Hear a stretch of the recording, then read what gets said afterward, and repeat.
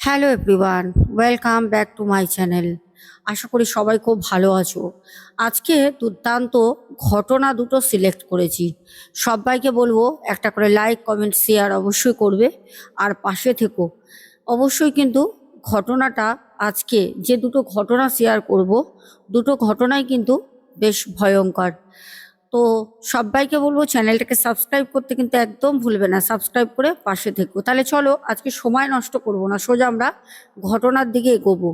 প্রথম ঘটনাটা আমাকে রাজশ্রী রায়, তার বাড়ি হচ্ছে ব্যারাকপুরেই।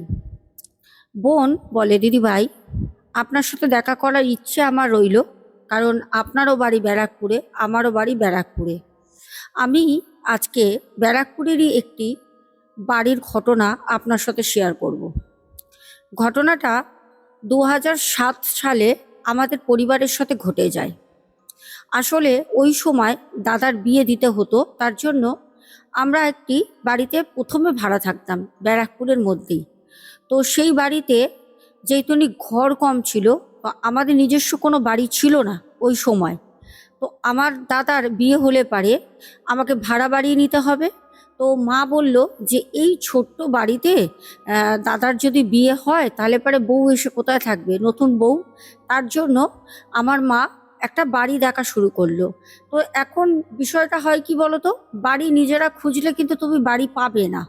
এখন সব কিছু ব্রোকারের মারফত, মানে তুমি যদি যারা বাড়ি দেখে, ব্রোকার আছে, 1 মাসের প্রথম স্যালারিটা তারা নেবে, নিয়ে তারা তোমাকে ঘর দেখে দেবে। তা আমার মা সেরকমই কিছু বোকারের পাল্লায় পড়ে যায়, যারা মাকে দিন রাত বাড়ি দেখানোর নাম করে ডাকতো। কোনো সময় বলতো, দিদি এখনই আসেন, একটা বাড়ি রয়েছে, ভালো বাড়ি, বাড়িটা না হয়ে যাবে, অনেক লোক আসছে, আপনার যদি দরকার হয় নিয়ে নেন, কারণ আপনার ছেলের বিয়ের জন্য আপনি বলছিলেন বড় বাড়ি লাগবে। আমার মা যখনই বলে তখনই ছুটে ছুটে চলে যায়। এবার আমার বাবা আমার মাকে বলে, যখনই কোনো বোকার তোমাকে ফোন করবে তখন তুমি যাবে না, তুমি আমার অপেক্ষা করবে। আমার বাবা অফিসে যেতেন, বলতেন যে ছুটির দিন ছাড়া আমরা বাড়ি দেখবো না, কারণ তুমি দেখে এসেই বা কী করবে, পাকা কথা তো কিছু দিয়ে আসতে পারবে না, কারণ আমাকে দেখতে হবে, মেয়েকে রাজশ্রীকে দেখতে হবে, সবার একটা পছন্দ সুবিধা অসুবিধা আছে, তারপরে তো একটা বাড়ি নেব।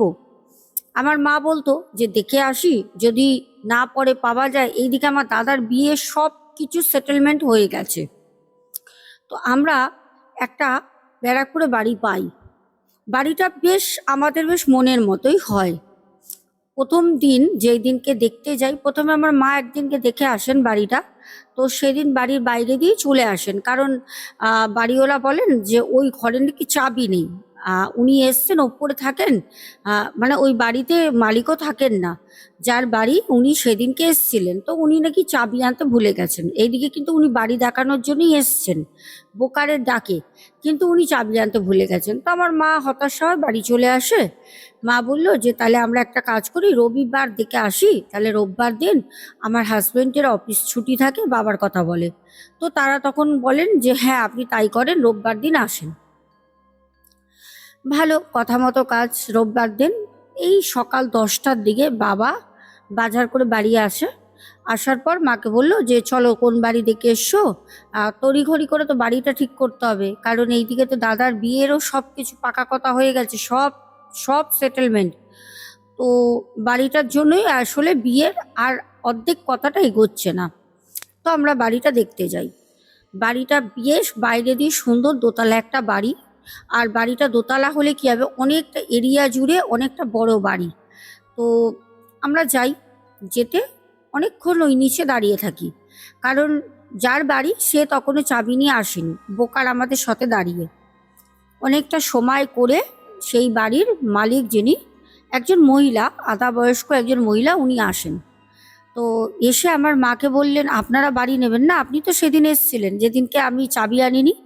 মা তখন বলল যে হ্যাঁ, ভালো কথা। তো উনি নিচের তালাটা খুলে দেয়, বোকারকে বললো তুমি তালাটা খুলে ওনাকে ঘর দেখাও, আমি ওপর থেকে একটু কাজ করে আসছি। উনি ওপরে চলে গেলেন। ওনার সিঁড়িটা বাইরের দিক থেকে সাইডে, আমাদের সাথে কোনো সম্পর্ক নেই, আর বাড়িতে ওনারা থাকেন না, কখনো কখনো আসে দরকারে। তো আমি আমার বাবা আমার মা বোকারের সাথে আমরা ঘরে ঢুকি। বেশ ভালো, তিনখানা রুম রয়েছে, একটা ডাইনিং স্পেস রয়েছে বেশ বড়, আর বাথরুম দুটো রয়েছে, কমন বাথরুম দুটো, আর একটা বড় ঢালা কিচেন রয়েছে। দেখে খুব পছন্দ হয়, কারণ সত্যি কথা বলতে মনের মতো বাড়ি পাওয়া তো যায় না, আর খোঁজ করে করে করে করে পাওয়া গেছে। আমার মা আমার বাবাকে তখন বললেন যে ঠিক আছে এই বাড়িটাই আমরা নেব। এবার সব থেকে বড় কথা, আমার বাবা একটা কথা বললেন যে ওই বাড়িটা যখন আমরা নিচ্ছি, 3টে রুম রয়েছে, আর ডাইনিং স্পেস, আর একটা বড় ঢালা কিচেন, আর দুটো টয়লেট রয়েছে। তো বাড়িতে যেহেতু বউ আসলে পারে, সেখানে আমরা প্রায় 5 জন হয়ে যাচ্ছি। তো এবার আত্মীয় স্বজন আসা আসি হতেই থাকবে। তো 5টা মানুষের জন্য দুটো বাথরুম ঠিক আছে। তা সব কিছু দেখে না আমার বাবা বলল যে এই ঘরটা ঠিক আছে, কিন্তু যখন আমরা ওখান থেকে বেরিয়ে আসবো, আমি তোমাদের ফুটেজ দেবো, আমাকে পাঠিয়েছিল। বলছে যখন আমরা ওখান থেকে বেরিয়ে আসবো তখন ওই মুহূর্তে একটা দরজা, সেটা তালা দেওয়া, আমরা যে ঢুকছি পাশেই দরজাটা। তো আমার বাবা তখন ওই বাড়ির যিনি বয়স্কা মহিলা ছিলেন ওনাকে জিজ্ঞেস করে যে দিদি এই ঘরটা তালা দেওয়া, এই ঘরটাও কি আপনি লোক পেলে পুনরায় কি ভাড়া দেবেন? তখন উনি বললেন যে না, এই ঘরটা আমি ভাড়া দিই না। তখন বলল যে তাহলে ভালো, কারণ আবার ওই একটা চিৎকার চেঁচামেচি, তারাও টিভি চালাবে, গান শুনবে, একটা পাশাপাশি একদম, তো তার জন্য বাবা জিজ্ঞেস করে। তো বাড়িওয়ালি তখন বলল যে না, আমরা ওই ঘরটা ভাড়া দিই না, আপনাদের কোনো অসুবিধা নেই, ওই ঘর তালা দেওয়াই থাকবে। কারণ ওই ঘরে আমার ছেলে, যখন এই বাড়িতে আমরা থাকতাম, ওনারা ওখানে বসবাস করতেন 4-5 বছর আগে, তারপর ছেড়ে দেন। ওনারা নাকি ফ্ল্যাটে চলে গেছেন, ওই বাড়িতে থাকেন না। কারণ বাবা কারণ জিজ্ঞেস করতে উনি বললেন যে আমার ছেলে এখানে থাকতে চায় না, ও বলে ফ্ল্যাটে থাকবো, ওর ফ্ল্যাটে থাকার খুব শখ, ওর জন্য আমরা ফ্ল্যাট কিনে ফ্ল্যাটে থাকি। বাবা বলল আচ্ছা আচ্ছা, হতেই পারে। তো যাই হোক, ওই ঘরে নাকি ওনার ছেলের মানে জামা কাপড়, তারপরে এক্সট্রা জুতো, সাইকেল, স্কুটি, এগুলো নাকি রাখা আছে। মানে ওই ভদ্রমহিলা বাড়িয়ালির কথা মতো, আমরা জানি না, উনি পরিচয় দিচ্ছেন, উনি বলছেন। আমার বাবা বলল ঠিক আছে। তা আমরা ঘরটা সেদিনকে অ্যাডভান্স করি, অ্যাডভান্স করে বোকারকেও আমরা টাকা দিয়ে দিই। আর একটা ডেট আমাদের, যেহেতু নাকি একটু তাড়াহুড়ো ছিল, কারণ সামনেই বলছি দাদার বিয়ে, আমরা অতটা সময় নিতে পারছি না, তো আমরা ওই ঘর অ্যাডভান্স করে চলে আসি। তা মা তখন মানে দাদার যেখানে বিয়ে ঠিক হয় ওখানে ফোন করে বলে যে আমরা ঘর পেয়ে গেছি, অসুবিধা নেই, আপনারা বিয়ের জন্য কথা এগোতে পারেন, মানে আপনারা যাবতীয় কাজ করতে পারেন, কোনো অসুবিধা নেই, আমরা এইখানে একটা ঘর পেয়ে গেছি, এখানে মোটামুটি কোনো অসুবিধা হবে না। পুনরায় যদি আমাদের কোনো অসুবিধা হয় তারপরে আমরা নয় একটা জমি দেখে বাড়ি করে নেব, কারণ ভাড়া বাড়িতে কতদিন আর থাকবো। তো এরকম কথা হয়। যাই হোক, দাদার বিয়ে হলো ওই বাড়িতেই, দাদার বিয়ে হলো, বাড়িওয়ালা তার ছেলে বৌমা সবাইকে নেমন্তন্ন করা হয়, তারা আসে। ওই বাড়িতে থেকেই মানে বিয়ে বাড়ি ভাড়া করা হয়েছিল, কিন্তু ওই বাড়িতে যাওয়ার পর দাদার বিয়েটা হয়। এইবার বিয়ে হওয়ার পর আমার মা আর বাবা 2 মাস পর, দাদার বিয়ে 2 মাস পর, মা বাবা বললেন যে ওনারা হরিদ্বার, তারপর তোমার ঋষিকেশ, বেনারস, এগুলো সব ঘুরতে যাবে বাবা মা। কারণ আমার বাবার একটা মানত ছিল যে একটা ছেলে যদি ভালো ঘরে ভালো মতো বিয়ে দিয়ে উঠতে পারি, তাহলে আমরা বেনারস, হরিদ্বার এগুলো ঘুরতে যাব। তো যেহেতু উনি 2 মাস হয়ে গেছে, তখন আমার বাবা মা বেনারসের উদ্দেশ্যে টিকিট ওনারা আগে থেকেই কাটে, ওনারা চলে যান। আর থাকে হচ্ছে বোন, যে আমাকে ঘটনাটা শেয়ার করে, সে থাকে, আর তার দাদা বৌদি, ব্যাস, আর কেউ না, বাড়িতে 3জন মানুষ। এবার দাদাও সকাল হতো, দাদার অফিসে বেরিয়ে যায়, দাদা তো বাড়িতে থাকে না। থাকার মধ্যে 2টো মানুষ, এক হচ্ছে বৌদি, আর এক হচ্ছে ঘটনাটা যে শেয়ার করেছে সে। আমাকে বলছে দিদি ভাই, আমার বৌদি দেখতাম প্রায় চুপচাপ, বিয়ের আগে যখন মানুষটাকে দেখেছিলাম কথা বলেছি, তার বাড়িতে গেছি, তারা বিয়ের আগে আমাদের বাড়িতে এসছে। তো সেই মানুষটা যতটা না শান্ত প্রকৃতির ছিল, কিন্তু বিয়ের পর দেখতাম না খুব চুপচাপ শান্ত, বেশি কথা বলতো না, সবার দিকে তাকিয়ে তাকিয়ে দেখতো, একটা কেমন যেন। তো হয়, এটা স্বাভাবিক, একটা নতুন জায়গা থেকে নতুন জায়গায় এসছে, সব মানুষকে মানিয়ে গুছিয়ে নেওয়া একটা হয়। কিন্তু যখন মা বাবা চলে যায় বেনারসের উদ্দেশ্যে, হরিদ্বারের উদ্দেশ্যে, তখন তো আমি একা। আমার সাথেও আমার বৌদি সেরকম কথা বলতো না। বৌদি না সব সময় একা একা চুপচাপ নিজে নিজে নিজের ঘরে গিয়ে শুয়ে থাকা। আমার খুব একা ফিল হতো, খুব একা একা লাগতো। এবার ওরম ভাবেই চলছে, বৌদিকে সেরকম ভাবে আমি কোনো কিছু জিজ্ঞেস করতাম না যে কেন কথা বলো না বা কিছু। কারণ ভাবতাম যে আমিও তো একটা মেয়ে, হতে পারে আমারও বিয়ে হবে, আমিও মা বাবাকে ছেড়ে আর একটা পরিবারে যাব, হতে পারে আমার সাথেও এগুলো হতে পারে। আমি না ওই সব বিষয় নিয়ে কোনো কিছু কখনো বলতাম না। হয়তো বৌদির মন খারাপ লাগে, তার বাড়ি থেকে এসছে, মাকে বাবাকে হয়তো মনে করে, 2 মাস হয়েছে সবে, মানিয়ে নিতে তো একটা সময় লাগবে। তো এরকম ভাবেই বৌদির পেছনে আর কোনো কথা বলতাম না, বৌদির সাথে সেরকম যতটা বলার অতটা বলতাম। আচ্ছা, এবার 2-3 দিন পর দাদা বৌদির ঘরে ঘুমাচ্ছে রাতের বেলা। রাতে এবার কি হয় বলি, শুরু এবার এখান থেকে। বৌদি আর দাদা পাশের রুমে শুয়ে রয়েছে, তাদের যেটা রুম। আমি আমার রুমে রয়েছি, বাবা মায়ের রুম এমনি ভেজানো রয়েছে, ওনারা তো নেই। তো তখন রাত প্রায় 1টা-1:30 বাজে। আমার হঠাৎ একটু ওয়াশরুমে যাওয়ার প্রয়োজন হয়। বললাম না 2টো ওয়াশরুম ছিল, একটা হচ্ছে দাদা বৌদির যে ঘরটা দিয়েছে ওর ভিতরে একটা, আর একটা হচ্ছে কমন ছিল বাইরের দিকে, মানে ঘরের মধ্যেই, ওইটাই সবাই ইউজ করতে পারবে, ওইটা হচ্ছে কিচেনের সাইডে ছিল। তো আমি যাই, ওয়াশরুমে যাই। বলছে দিদি, ওয়াশরুমে যখন আমি গেছি প্রচণ্ড গরম পড়েছে, আমি গা ধুচ্ছি, ঘুম আসছে না, আমি যে গা ধুয়ে একটুখানি, তখন এসি টেসি এসব কিচ্ছু লাগানো হয়নি, ফ্যানটাই তখন আমাদের সম্বল। কথা হচ্ছে এসি লাগানো হবে, কিন্তু তখন হয়নি। এইবার খুব গরম লাগছে, ঠান্ডা ঠান্ডা জল দিয়ে বেশ আমি গায়ে ঢালছি। হঠাৎ করে মনে হচ্ছে দেয়ালের মধ্যে কেউ যেন মানে কিছু দিয়ে মারছে দেয়ালের মধ্যে। তো হঠাৎ করে আমি অবাক হয়ে গেলাম, এত রাতের বেলা দেয়ালে পেরেক, যেরকম পেরেক ঠোকে সেরকম পেরেক ঠোকার মতো শব্দ হচ্ছে দেয়ালে, যে ওয়াশরুমের দেয়ালটায় আমার পেছনে। তো আমি তড়িঘড়ি করে ভয় পেয়ে আমি জামা পরে বেরোই। বেরিয়ে আমি ভাবছি যে আওয়াজটা কোথা থেকে হচ্ছে। তারপরে লক্ষ্য করলাম আওয়াজটা হচ্ছে পাশের যে রুমটা রয়েছে, যে রুমটা উনি বলেছিলেন যে এখানে শুধু আমার ছেলের সাইকেল বা জামা কাপড় রয়েছে, ওই রুমটা দিয়ে অ্যাকচুয়ালি আওয়াজটা হচ্ছে। তো ওর না ভয় লাগে, কারণ ওই রুমে তো কেউ নেই, কেউ থাকেও না, তাহলে ওই রুম থেকে আওয়াজ কি করে হবে। আর ওরকমভাবে হাতুড়ি বা মানে একটা ভারী জিনিস দিয়ে দেয়ালে আঘাত করার মতো এটা কে করবে? হ্যাঁ, খুটখাট ইঁদুরে করতে পারে, মানে এতদিন গিয়ে আওয়াজও পেয়েছি খুটখাট করে।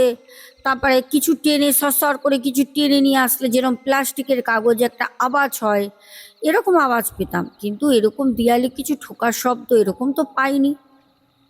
যাই হোক, আমি না আর কোনো রকম কিছু ঝুঁকি না নিয়ে চুপচাপ করে গিয়ে আমার ঘরে আমি শুয়ে পড়ি। আমি বললাম যা আওয়াজ হচ্ছে হোক, আমি চুপচাপ শুয়ে রয়েছি।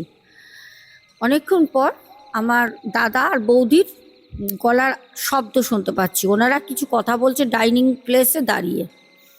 তো আমি, যেহেতু হালকা হালকা ছিল ঘুমটা, আমি উঠে তখন আমার ঘরের লাইটটা অন করে আমি বাইরে বেরোই। গিয়ে দেখলাম দাদা আর বৌদি ডাইনিংয়ের ওখানে, বৌদি বসে আছে, দাদা দাঁড়িয়ে, কিছু একটা কথা আলোচনা হচ্ছে। তখন রাত প্রায় 2টোর কাছাকাছি। আমি তখন বললাম, দাদা এত রাতে কি হয়েছে রে তোর, এখানে এসে কথা বলছিস? তখন দাদা বলছে, আরে বোন বলিস না, তোর বৌদি ঘুমাচ্ছিল, এবার ওর না আর কেউ যেন চুল ধরে টেনেছে, কান্নাকাটি করছে, দেখ কে চুল টানবে, ও বলছে তুমি করেছো। আমি ওর চুল ধরে কেন টানবো, আমার তো সকালে অফিস আছে, আমি তো ঘুমাচ্ছিলাম। ও বলছে না, আমার চুল কেউ ধরে খুব জোরে টেনেছে। আর বৌদির চুলটা বেশ বড়, বিনুনি করা থাকে, ওর বিনুনিটা হয়তো শুয়েছে এরকম করে, হয়তো বালিশের ওপাশটা এরকম রেখেছে, ওর বিনুনিটা কেউ ধরে টেনেছে। তো বলছে আমার চুলটা হয়তো মানে খাট থেকে ঝুলছিল, কেউ টেনেছে। বৌদি খুব ভয় পেয়েছে। এবার আমিও বলতে পারছি না বৌদি ভয় পেয়েছে দেখে যে একটু আগে আমার সাথে কি হয়েছে। আমি তখন বৌদিকে বললাম, বৌদি ভয় পেও না, হয়তো কোনো জায়গায় টান টান লেগেছে, হতে পারে কোথাও চুলটা আটকে গেছিলো, ভয় পেও না, ওরকম কোনো ব্যাপার না। যাই হোক, তখন দাদা বললো, দেখেছো ও ছোট তোমার থেকে, ও ছোট, ও তোমাকে বোঝাচ্ছে, তুমি বেকার বেকার এসব ভয় পাচ্ছ, এরকম কোনো ব্যাপার না, শুতে চলো। তা নিয়ে চলে যায়। বৌদি শুয়ে পড়েছে। দাদা আমাকে এসে বলল যে জানিস তো, বৌদি ভয় পেয়েছে, আমার মনে হয় কোনো একটা ব্যাপার আছে এই বাড়িটায়। আমি দাদাকে বললাম, দাদা একটা কথা বলবো। দাদা বলছে কি? আমি বললাম, দাদা তুই আমার রুমে আয়। দাদা এসছে, কারণ ওখানে বলে বৌদি যদি শুনতে পায়। তো ভয়তে আমি বলিনি। আমি তখন ওই বাথরুমে গিয়ে স্নান করছিলাম, সেটা আমি বলি যেরকম আওয়াজ হচ্ছিল।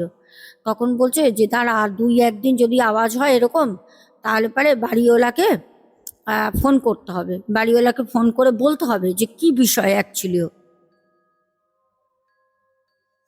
যাই হোক, দাদা গিয়ে আমাকে বললো, বোন শুয়ে পড়, যদি কোনো ভয় লাগে আমাকে তুই বলবি, শুয়ে পড়। আমিও যাচ্ছি, শুয়ে পড়ছি। বৌদিকে একা রাখাটা উচিত না, ও তো ভয় পেয়ে রয়েছে। আমি বললাম যা। তো দাদা চলে যায়, আমি আমার মতো ঘরে শুয়ে রয়েছি। সেই কি অদ্ভুত শব্দ, মনে হচ্ছে যেন কিছু একটা, কেউ ওই রুমের মধ্যে চোর টোর ঢুকেছে, কিছু একটা ভাঙছে, কিছু টানছে, কিছু ছুঁড়ে ফেলছে, অদ্ভুত অদ্ভুত সব আওয়াজ হচ্ছে। যাকে ভয় ভয় আমি আর সেটা নিয়ে রাতের বেলা বাজরাংবালির নাম নিতে নিতে ঘুমিয়ে পড়ি। কখন চোখে ঘুম চলে এসছে জানি না। ভোর যখন হয় তখন আমার দাদা বৌদিকে বলছে, কি গো, রাতের বেলা ভয় পেয়েছিলে না তুমি? এবার থেকে না তুমি রাতের বেলা যখন শোবে, চুলটাকে না খোপা করে শোবে, বিনুনি করে ছাড়বে না। হয়তো কোথাও আটকে গেছিলো, তুমি ভয় পেয়েছো, ওরম কোনো ব্যাপার না, তুমি চুলটা খোপা করে রাখবে। বৌদি বলছে ঠিক আছে তাই করব, কিন্তু আমার না মনে হয় এই বাড়িতে কিছু আছে। বৌদি বলছে, বৌদি এত কথা বলে না, বৌদি সেদিন নিজে থেকেই বলছে আমার মনে হয়, আর মনে হয় যেন কেউ না আমাকে দেখছে, মনে হয় যেন সারাক্ষণ কেউ আমাকে দেখছে। তো তখন বলছে, না না, কে দেখবে তোমাকে? দেখো এবার ব্যাপারটা কি, কারোর সাথে কোনো জিনিস যদি প্রথম ঘটে, তাহলে না সেই মানুষটা বুঝতে পারে না যে আমার সাথে কি হচ্ছে, কি হতে চলেছে। তো আমরাও জানি না কি হচ্ছে। দাদা খাওয়া দাওয়া করে দাদার মতো কাজে চলে যায়। বৌদি সেদিনকে আমার সাথে বেশ গল্পগুজব করে। দুপুরবেলা আমাকে বলল, বোন তুমি আমার সাথে শুইও, হ্যাঁ, আমি একা একা না শোবো না, আমার কেমন একটা লাগে, মনে হয় যেন কেউ আমাকে দেখছে। আমি তখন বললাম, বৌদি তুমি মনের ভুল, ওইটা তোমাকে দিনের বেলা কে দেখবে, ঘরে তো আমি তুমি থাকি, দেখলে আমি তোমাকে দেখবো, তুমি আমাকে দেখবে। ঠিক আছে, তুমি যখন বলছো অবশ্যই আমি শোবো। এবার বিষয়টা হয়, আমার কিছু কলেজের যে বান্ধবীরা ছিল, তো ওরা একদিন ফোন করে আমাকে বললো, কিরে নতুন বৌদিকে তো দেখালি না? তা আমি সেদিন বললাম, একটা কাজ কর তাহলে, আমি আর বৌদি তো বাড়িতে আছি, কেউ তো নেই, দাদা তো অফিস চলে গেছে, মারা তো বেনারস গেছে, তুই একটা কাজ কর চলে আয়। তো ওরা 3জন দুপুরবেলা আসে। আমার বৌদি আবার সেই ওদেরকে আম মাখা, আম পোড়া শরবত বাড়িতে ছিল সব করে করে খাওয়ায়, আমরা সবাই খাই। তো বৌদির সাথে মানে বসে আমরা সবাই গল্প করছি, সেই একটা দারুণ মজার ব্যাপার। মানে আমার 3 বান্ধবী, আমার বৌদি, আমি, আমরা সবাই মানে বসে গল্প করছি। হঠাৎ করে আমার এক বান্ধবী, ওর নাম রূপা, ওর দাদাটা জলে ডুবে মারা গেছে 7-8 বছর আগে। তো হট করে ও তখন বলছে যে বৌদি, জানো আমার একটা দাদা ছিল, আমার দাদাটা জলে ডুবে মারা যায়। তো বৌদি বলছে, আহারে তাই, কত বড় ছিল? বলছে 17-18 বছর বয়স ছিল ওর তখন, দাদাটার। তা বলছে আমি তখন আরো ছোট ছিলাম, আমার দাদা 17-18 বছর বয়স ছিল, আমার তখন ওই 9 বছর মতো বয়স, তো অনেকটাই ছোট। আমি আমার দাদাকে অনেক ছোটবেলায় হারিয়ে ফেলেছি। তো এই কথাটা বলতে তখন বৌদি বলছে যে তোমার দাদা কি করে ডুবে গেল, মানে কি হয়েছিল, একটা তো মানুষের শোনার একটা কৌতূহল হয়। তো বলছে কি হয়েছিল, কি করে ডুবে গেছে। তো এই সব কথা নিয়ে তখন মানে এই যে ডুবে যাওয়ার কথা, এই নিয়ে তখন রূপা বলে যে জানো, আমার দাদা জলে ডুবে যখন মারা যায়, ও অ্যাকচুয়ালিও আমাদের ওখানে কালী পুজো ছিল, কালী পুজোর আগে আগে ঘটনাটা ঘটে। কালী পুজো ছিল। বন্ধুরা মিলে ওই চাঁদা তুলে পাড়ায় কালী পুজো করতো, আমার দাদা আরও দাদার বন্ধুরা সবাই। তখন আমার দাদা স্কুলে পড়ে, মাধ্যমিক দেবে, 17 বছর বয়স ওর। বলছে, বৌদি একদিন মায়ের কাছে দুপুরবেলা এসব মাকে বলল যে মা তাড়াতাড়ি ভাত দাও। মা সেদিন কিছু একটা রান্না করেছিল, তো একটা রান্না হচ্ছিল যেটা দাদা খেতে খুব ভালোবাসে। তো তখন মা বলল যে বাবু এখনো তো তোর মানে প্রিয় রান্নাটা হয়নি, হচ্ছে, তুই একটু কাজ কর, 10টা মিনিট বস, আমি জল চাপিয়ে দিলে সেদ্ধ হলেই তোকে দিয়ে দেবো। তো দাদা বলছে ঠিক আছে, রাতে খাবো, অসুবিধা নেই। আমাদের বাড়িতে অ্যাকচুয়ালিও মানে রূপা বলছে, আমাদের বাড়িতে অ্যাকচুয়ালিও প্রত্যেক সপ্তাহে সপ্তাহে মানে এক সপ্তাহ দাদার রান্না হতো, এক সপ্তাহ আমার প্রিয় রান্না হতো, এক সপ্তাহ বাবার প্রিয় রান্না হতো, তারপরের সপ্তাহে মাসের একদম শেষ তখন মায়ের প্রিয় রান্না হতো। তো বলছে যে আমার দাদা মাকে বলতে, মা বলল যে তাহলে একটা কাজ কর, রাতেই খুনি খাস, তুই কোথায় যাবি? তখন দাদা বলছে যে মা আমি এখন বেরোবো গঙ্গার মাটি আনতে, কারণ কালী পুজো এখানে গঙ্গার মাটি লাগবে। তো তখন মা বলল যে কালী পুজোর তো এখন সপ্তাহখানেক বাকি আছে, এখন গঙ্গার মাটি আনবি কেন, আরো পরে আনবি। তখন বলল যে না, বন্ধুরা বলছে সব, আমরা তো প্রথম বছর পুজো করে, সবাই তো একা একা করছি, তো আমরা এনে এনে রেখে দিই, মাটি তো ভেজা মাটি, রেখে দিলে অসুবিধা হবে না, ওই প্যাকেট করে ওরকম রেখে দেবো, ভেজা থাকবে। তো আমার মা বলল যে ঠিক আছে, ভালো কাজ, তাহলে যা, সাবধানে যাবি, তুই কিন্তু গঙ্গায় নামবি না, তুই তো সাঁতার পারিস না। বললো হ্যাঁ হ্যাঁ তুমি খেতে দাও, বলে ও খাবার খেয়ে বেরিয়ে চলে যায়। যাবার ঠিক 1.5 ঘন্টার মাথায় মানে খবর আসে দাদা আর নেই, দাদাকে খুঁজে পাওয়া যাচ্ছে না, দাদা জলে তলিয়ে গেছে। মা যখন অজ্ঞান হয়ে যায়, বাবা যখন সেখানে গঙ্গার পাড়ে যায়, আরও লোক পুলিশ থানা সব কিছু হয়, তো খোঁজাও হয়। দাদাকে প্রায় 13 দিন পর অন্য এক জায়গা থেকে দাদার ডেড বডিটা পাওয়া যায়, সেই মাছে বা কোনো জলজ জানি না কোনো প্রাণীতে ঠুকরে ঠুকরে অনেক মানে লোয়ার পোর্শনটা খেয়ে নিয়েছিল, পাড়ে একদম পাড়ে আটকানো ছিল, পাওয়া যায়। যাই হোক, তারপরে তো সেই একদম খারাপ হয়ে গেছিলো, তা আমাদের পুলিশ আর সেই বডি দেয়নি, তারা দম দিয়ে তারা কাজ করিয়ে দেয়। এবার এই ঘটনাটা হওয়ার পর আমার দাদা 13 দিন পর যেদিনই পাওয়া যায়, 13 দিন যাওয়ার পর দাদা যেদিনই অপঘাত ওরকম মৃত্যু, কাজ হয় 4 দিনে, কাজ করার পর ঠিক আরও 7-8 দিন পর রূপা বলে এই ঘটনাগুলো বৌদিকে, আর এদিকে যে আমাকে ঘটনা শেয়ার করেছে বোন, আরও 2টো বান্ধবী ছিল, সবার সাথেই কথাটা হচ্ছিল।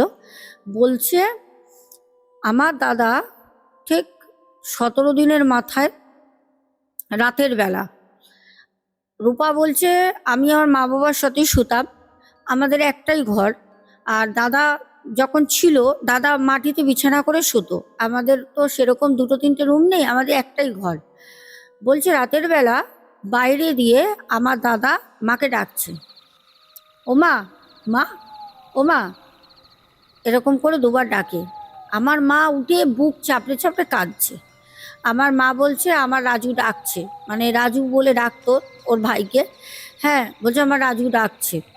সে উঠে রূপার মানে বাবা বলছে কোথায় রাজু, রাজু তো মারা গেছে জলে ডুবে, তুমি কাকে দেখছো? বলছে না আমার রাজু ডাকছে। যাই হোক, এই ঘটনাটা বলে যে এরকম আমার দাদা মৃত্যুর পরেও ও শুধু আসতো, আর ওই যে ওর প্রিয় রান্না হচ্ছিল যেটা ও খাবে বলেছিল রাতে এসে, ওই জন্য রাতের বেলা এসে ওইটা খাবার জন্য মাকে ডাকতো।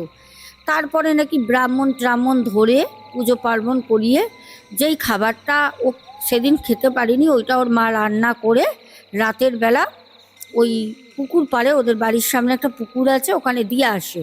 তারপর থেকে নাকি ওর দাদা আর কোনো দিন ওর মাকে এসে রাতে ডাকেনি, ওইটা খাবার জন্য এসে ডাকতো, এইসব কথা বলছে। তো বৌদি তখন বলছে জানো তো রূপা, আমাদের এই বাড়িতে মনে হয় কিছু আছে। তখন আমি বৌদিকে বললাম বৌদি বলো না, তুমি আমি আছি এই বাড়িতে থেকে, এই বাড়ির কথা আমার মনে হয় না যে বলাটা সেফ, বলো না, আমার না ভয় লাগছে। তা যাই হোক, বৌদি ওই সময় চুপচাপ চেপে যায়, আর কোনো কথা বলেনি। তারপর ওই বাড়িতে রাতের বেলা মা বাবা ঘুরে চলে আসে, মা বাবাকেও কথাগুলো সব বলা হয়। মা বাবা বললো ঠিক আছে, আমরা বাড়িওয়ালাকে বা বাড়িওয়ালিকে ডেকে অথবা বোকারকে আমরা এই বিষয় নিয়ে আলোচনা করব, দেখি কি ব্যাপার। তো একদিন, মানে অনেক দিন ধরেই ডাকে, উনি সময় পায় না, উনি আসতে সময় পায় না, কিন্তু মাস মাইনের সময় উনি ঠিক চলে আসতেন। কিন্তু কিছু বলার জন্য ডাকা হচ্ছে, ওনারা জানেন, আগে থেকেই বুঝতে পেরেছেন যে কিছু আমরা বলবো, কি বলতে পারি, ওনারা আসেন না। হঠাৎ করে একদিন উনি আসেন দুপুরবেলা। তখন এসে আমার বাবা বাড়িতে ছিলেন, ছুটির দিন, বাবা বলেছিলেন ছুটির দিনে আসবেন, আপনার সাথে আমার কিছু কথা আছে। উনি ছুটির দিনে আসেন। আমার বাবা তখন বলে বাড়িতে আসেন, ঘরে বসেন, চেয়ার দেয়, উনি বসেন। বলছে দিদি, আমরা তো আপনার বাড়িতে ভালো আছি, কোনো অসুবিধা নেই, আপনারা কেউ থাকেন না, খুব ভালো আপনার বাড়ি ঘর, কিন্তু মনে হচ্ছে বাড়ি আপনাদের ওই ঘরটায় কোনো ডিস্টার্ব আছে। তখন বলছে ডিস্টার্ব মানে আপনি কি বলতে চাইছেন? সেই এক কথায় বলা যায় যেন ঝগড়া করছে। আমার বাবা বলছে যে আপনাকে আমি এরম কিছু বলিনি, আপনি এরম করে কথা বলছেন। আমার মনে হচ্ছে যে ওই ঘরে সাপ খোপের বাসা আছে, কারণ রাতের বেলা দারুণ আওয়াজ আসে, আমরা শুতে পারি না। আমার বৌমা, আমার মেয়ে, আমার স্ত্রী, আমরা ভয় পাই। আমার ছেলে, আমি পুরুষ মানুষ, আমরা ভয় না পেলে ওরা ভয় পায়। আপনার এই ঘরের মধ্যে এমন কিছু তো আছে, রাতের বেলা সারাদিন তো কোনো আওয়াজ হয় না, রাতের বেলা নানা রকমের শব্দ হয়। আপনি একটা কাজ করুন, চাবিটা দিয়ে যান, আমরা লোক দিয়ে ঘরটা একবার পরিষ্কার করিয়ে দেবো, আপনাকে কোনো টাকা পয়সা দিতে হবে না, আমরা তো রয়েছি, আমরা পরিষ্কার করিয়ে নেব। সে ভদ্রমহিলা কোনো মতে চাবি দেবে না, কোনো মতে না। এবার যা হোক, বলছে ঠিক আছে, আমি তো চাবি আনিনি, তাহলে পরের সপ্তাহে আমি পাঠিয়ে দেবো সকাল সকাল করে। ভালো কথা। 1 সপ্তাহ যায়, 2 সপ্তাহ যায়, 3 সপ্তাহ যায়, আবার মাস চলে এলো। উনি আর চাবি পাঠায় না, ওনাকে ফোন করলে বলে লোক নেই, কোনো সময় ফোন ধরে না, এরকম করে বোকারকে বলা হয়। আচ্ছা করে আমার বাবা বোকারকে বলে যে ঘরটা তুমি রেখে দিয়েছো, এই ঘরে কোনো প্রবলেম থাকলে সেটা তুমি বুঝবে, তুমি যেরম করে হোক মালিকের কাছে চাবি নিয়ে আসো। সে গিয়ে মালিকের সাথে যা হোক বলে চাবি নিয়ে আসে। এবার যখন চাবি নিয়ে আসে, ওই ঘর খোলা হয়, ওই ঘরের ভিতরে না আছে কোনো সাইকেল, না আছে স্কুটি, না আছে জুতো, না আছে জামা কাপড়, প্লেন একটা ঘর, 2টো রুম, একটা বাথরুম, প্লেন পড়ে রয়েছে, কিচ্ছু নেই, পুরো পরিষ্কার, ঝুল ধরে গেছে। মানে ওই ঘরটা বহু বছর খোলা হয় না, ঝুল পড়ে গেছে। তখন আমার বাবা ফোন করে বলছে আপনি বললেন এই ঘরে সাইকেল রয়েছে, আপনার ছেলের অনেক জামা কাপড়, জিনিসপত্র, জুতো রয়েছে, কই রুমে তো কিছু নেই, তাহলে কি চুরি হয়ে গেল? জানলা কপাট কিছুই তো ভাঙা নেই, আপনি তাহলে মিথ্যা কথা বলেছেন। তখন ওই ভদ্রমহিলা বলছে দাদা, আপনি ভুল বুঝছেন, ওরম কোনো ব্যাপার না, আমার মনে নেই, ছিল, ও হয়তো বের করে নিয়েছে, আমার মনে নেই, আমি জানি না। তখন বলছে দেখুন, এই ঘরে কি আছে না আছে আপনি খুব ভালো করে জানেন, আমি আপনাকে ভালো মতো বলছি, নাহলে কিন্তু আমি অন্যরকম ব্যবস্থা নেব, আপনি বলুন এই ঘরে কি আছে। এইবার যখন বাবা বলেছে ব্যবস্থা নেব, উনি পরের দিনকেই সকালবেলা 8টার সময় বাড়িতে আসে। তখন আমার বাবা বাড়িতে ছিল, অফিসে বেরোবে। তখন এসে বলছে দাদা, আপনার কাছে আসলাম, কোনো অসুবিধা হবে না, আমি জেনেই ঘরটা ভাড়া দিয়েছিলাম। আসলে আপনারা থাকার আগে আমি আপনাদের এই ঘরটা আরেকজনকে ভাড়া দিয়েছিলাম, তারাও থাকতে পারেনি, তারাও বলছে রাতের বেলা আওয়াজ হয়, কথা কথা বলার আওয়াজ হয়, কিন্তু আমরা কথা বলার কোনো আওয়াজ পেতাম না। বলছে তারা ঘরটা ছেড়ে দেয়, তারপরে আপনাদের ঘরটা দিয়েছিলাম, ভেবেছিলাম কোনো রকম কিছু হবে না, আর ওই ঘরে আমি পুজো পার্বণও করিয়েছি, ঘরটা পড়ে রয়েছে বলে হয়তো খারাপ হয়ে গেছে। তখন বলছে তাহলে আপনার এই ঘরও তো পড়েছিল, তাহলে এই ঘরও তো খারাপ হয়ে যেত, অনেক মানুষের ঘর কিন্তু এরকম পড়ে আছে, তাহলে সবারই ঘর খারাপ হয়ে যেত, আপনি সত্যিটা বলেন অ্যাকচুয়ালি কি ব্যাপার। অনেক করে বলতে সেই মহিলা গুংড়ে গুংড়ে কাঁদে। তখন বলে যে নতুন বিয়ে হয়, একটা ছেলে আর মেয়েকে, স্বামী স্ত্রী দুজন, আমি এখানে ভাড়া দিয়েছিলাম। এই ঘরটায়, মানে পাশের ঘরটায়। বলছে আমি ভাড়া দিয়েছিলাম, তো ওরা এই ঘরে থাকতো, ছেলেটা সুসাইড করে, বউটা অন্য একজনের সাথে চলে যায়। ওরা জানতো না, তখন ওরা থাকতো না ওখানে, বলছে এটা জানি না। বলছে বাড়িওয়ালারা থাকতো না, বলছে আমরা তো জানি না, বউটা একজনের সাথে পালিয়ে চলে যায়, আর স্বামীটা সেই কষ্ট সহ্য না করতে পেরে গলায় দড়ি দেয়। তো তারপর থেকে অনেক রকম মানে আওয়াজ, কথা বলা, ঝগড়ার শব্দগুলো শোনা যায়। তো বাবা বলে এত বড় মিথ্যা কথা বলে আপনি কেন দিলেন বাড়িটা? আপনার টাকার এতই যখন মানে অসুবিধা, আপনি বাড়িটা বিক্রি করে দিতে পারতেন, পুজো পার্বণ করিয়ে বন্ধন করিয়ে আপনি আমাদের দিলেন। এই মুহূর্তে আমি আমার ছেলে, বৌমা, বউ মেয়ে নিয়ে কোথায় যাব বলেন তো? যাই হোক, তারপর বাবা ঘর দেখে, 2 মাসের মতো ঘর পায়, বাবা ঘরটা ছেড়ে দেয়। এই ছিল আমাদের বোনের ব্যারাকপুর থেকে একটা সত্য ঘটনা, ভাড়া বাড়ির পাঠালো। আর ফুটেজও পাঠিয়েছে সেই ঘরটার, মানে ঘরের দরজাটার ফুটেজ পাঠিয়েছে। দরজাটা তালা মারা অবস্থায় থাকতো, তখন তুলেছিল। হ্যাঁ, তো ওরা তান্ত্রিক বাড়িতেও অনেক গেছে, অনেক তান্ত্রিক বাড়িতে কেউ সেরমভাবে কিছু বলতে পারিনি। তো এই ছিল আমাদের ব্যারাকপুর থেকে প্রথম ঘটনা। এবার আমরা দ্বিতীয় একটি ছোট্ট ভয়ঙ্কর ঘটনা শুনবো, দাঁড়াও। দ্বিতীয় ঘটনা আমাদের আসাম থেকে, আসাম গুয়াহাটির একটা হোটেলের ঘটনা। কিছুদিন আগে তোমাদের সাথে শেয়ার করেছি, সেই বোনের আরও একটি ঘটনা আমি তোমাদের সাথে শেয়ার করছি। বোন আমাকে ঘটনাটা কালকেই পাঠায়, আর প্রথম ঘটনাটা শেয়ার করতে ওর পরিবার আর আসামের অনেকে যারা ওদেরকে চেনি, সবাইকে আমার চ্যানেলের লিঙ্কটা দেয়, ভিডিওর লিঙ্কটাও দেয়।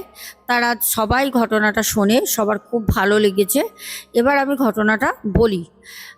এটা সেই বোনই পাঠায়, বলছে দিদি ওদের বাড়িতে অ্যাকচুয়ালিও আমাকেই কাজগুলো করতে হচ্ছে, একটা কাজ করছি, আর আরও কাজ ও আমাকে দিয়েছে যেগুলো দেখতে হবে, তারপর আমি ওকে বলবো আজকে।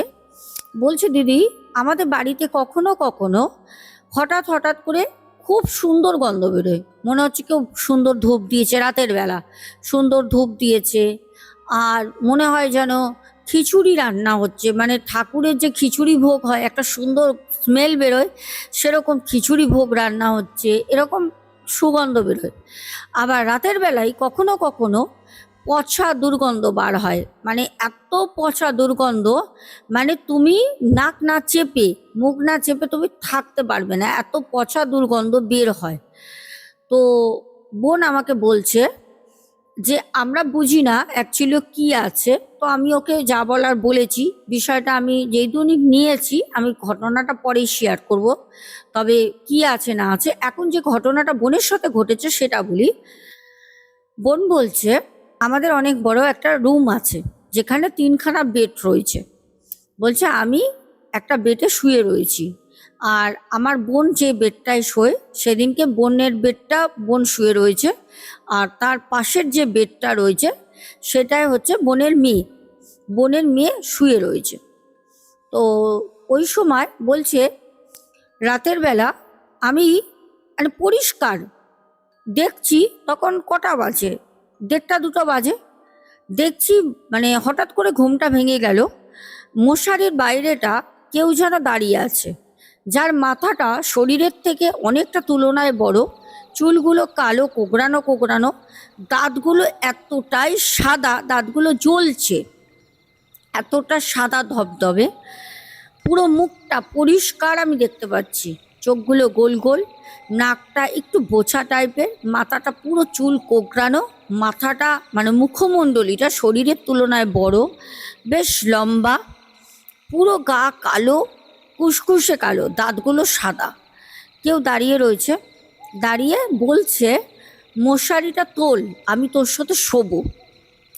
তো তখন মানে, আর যে বোন ঘটনাটা পাঠায়, বোন বিশাল সাহসী, বিশাল। আর আসামের আমি বেশিরভাগ ঘটনা পাই সব আসাম থেকে, আমার বোনরা দিদিভাইরা প্রচণ্ড সাহসী। বলছে যখন বলেছে যে তোল আমি তোর সাথে শোবো, তখন বোন বলছে তুই কে রে, তুই আমার সাথে শুবি? তখন যে বাইরে মশারি দাঁড়িয়ে রয়েছে সে তখন বোনকে বলছে যে তোর সাথে আমি সহবাস করব, মশারিটা তোল আমি ঢুকবো ভিতরে তোর কাছে। যখন এই কথা বলে তখন বোন চিৎকার করে, হাত পা ছুঁড়ে চিৎকার করে, দেখে ঘরের মধ্যে কিচ্ছু নেই। ঘরে তো দরজা বন্ধ, ঘরের মধ্যে ঢুকবে কোথা দিয়ে? সেই ঘর থেকে বেরোবেই বা কী করে? ঘরের মধ্যে কিছু নেই। আবার ওই বোন বলছে, দিদি এরকমও হয়েছে, রাতের বেলা শুয়ে রয়েছি, হঠাৎ দেখছি বুকটা না মানে ভার লাগছে, কথা বলতে পারছি না, চেপে রয়েছে। মুখ খুলে দেখছি ওই অভয়বটা কালো কুচকুচে, যার দাঁতগুলো শুধু সাদা, বলছে আমার পুরো মুখের উপরে, মানে বুকের উপর বসে রয়েছে, মুখটা মুখের কাছে দিয়ে। সে চিৎকার চেঁচামেচি করি, ও গায়েব হয়ে যায়, থাকে না। তো বোনদের বাড়িটা হচ্ছে আসামের একদম শেষ প্রান্তে। জায়গাটা আমি বলবো না, আজকে আমি আসামে ওর জিনিস শিপিং করেছি। আর বোন বলে, দিদি আমাদের বাড়িতে মানে নানা রকম ভূত প্রেতের বাস। আর ওখানে তো মানে বিশাল এইসব বিদ্যা হয়, জানো তো, মানে যে ব্ল্যাক ম্যাজিক প্রচুর হয়। বলছে আমাদের এখানে যারা রয়েছে কাজ করে, বলে আমরা কাজ করি কিছু হয়নি, প্রচুর টাকা নেয়, কিচ্ছু হয়নি। কিন্তু এখানে মানে ভূত প্রেত বাড়িতে যারা তন্ত্র সাধনা করে, তান্ত্রিক আছে, তারা এরকম ভূত প্রেত বাড়িতে না মানে নিজেদের আটকে রেখে দেয়, মানে ওদের দিয়ে কাজ করায়। ওখানে এরকম প্রচুর আছে। সব তো নেপালি ওখানে, অসমিয়া, নেপালি, বাঙালি, অসমিয়া খুব কম যেই জায়গাটায় আর কি থাকে। তো বোন এই ঘটনাটা বলে। তবে এই ঘটনাটা হয়তো শুনতে খুব একটা ভয় না লাগলেও কিন্তু বেশ ভয়ের। কারণ ভাবো, যদি আমার বা তোমার সাথে এই ঘটনাটা ঘটে, তুমি ধরো শুয়ে রয়েছো, হঠাৎ দেখছো দম নিতে পারছো না, শ্বাস আটকে যাচ্ছে, চোখটা খুলে দেখলে যে একটা অচেনা কালো একটা অভয়ব, একটা ভয়ঙ্কর তার রূপ তোমার মুখের সামনে, একদম তার মুখ, তাহলে তুমি কি করবে? তোমাকে যদি মশারির বাইরে দাঁড়িয়ে অন্ধকার ঘরে, একটা নাইট রুম জ্বলছে, এত বড় ঘর যেখানে 3টে বেড, তাহলে ঘরটা কতটা বড়, সেখানে একটা ছোট্ট মিটমিটে নাইট রুম জ্বলছে, সেখানে যদি কোনো অবায়ব এসে তোমাকে রাতের বেলা অচেনা বললেই তোর মশারিটা তোল, আমি যাব তোর সাথে সহবাস করতে, তাহলে তোমার কেমন লাগবে? ভাবার আছে বিষয়টা, ভয়েরও আছে। এই ছিল আমাদের দুটো ঘটনা। আরও অনেক ঘটনা আমার কাছে এসেছে, যেই ঘটনাগুলো আমি পাঠাবো। ব্যারাকপুরের আরও একটি ঘটনা আমার কাছে আছে, সেই ঘটনাটা আরও আরও আরও কৃপি, আরও ভয়ঙ্কর, মারাত্মক। ওই ঘটনায় তো যে বোনটি বলে তার বাবাও মারা যায় ওই ঘটনাটায়। যাই হোক, সেটা নিয়েও আমি খুব তাড়াতাড়ি আসবো। এখনের মতো আসবো, যেতে যেতে তোমাদের কমেন্টগুলো একবার পড়ে দিই, চলো। আচ্ছা, আমাদের প্রথম কমেন্ট করেছো শম্পা মিনি কিচেন, দ্বিতীয় কমেন্ট করেছো পিঙ্কি দাস, নিতা বসু, তারপরে কণিকা চ্যাটার্জি, আসমা পারভিন, শুভঙ্কর ঘোড়ই, শিলা বসু, শিখা পরামানিক, তারপর কমেন্ট করেছো ময়না দত্ত, উমা ঘোষ, জয়শ্রী ঘোষ দিদিভাই, মিলি রয় ঘোষ, মুকুল দাস, নীলিমা সিংহ, তারপরে কমেন্ট করেছো অপর, আচ্ছা অয়ান হালদার, আয়ান হালদারের পর কমেন্ট করেছো পাপ্পু দে, বাংলাদেশ থেকে আব্দুল হক ভাই, বনানী কর্মকার দিদি ভাই, তারপর কমেন্ট করেছো রেখা অধিকারী, শম্পা মিনি কিচেন, নীলিমা মজুমদার, সুমিতা দত্ত, সুনিতা চন্দ্র, সঙ্গীতা দিদিভাই, কমেন্ট করেছো প্রদীপ দাস, তারপর কমেন্ট করেছো মৌয়া ঘোষ,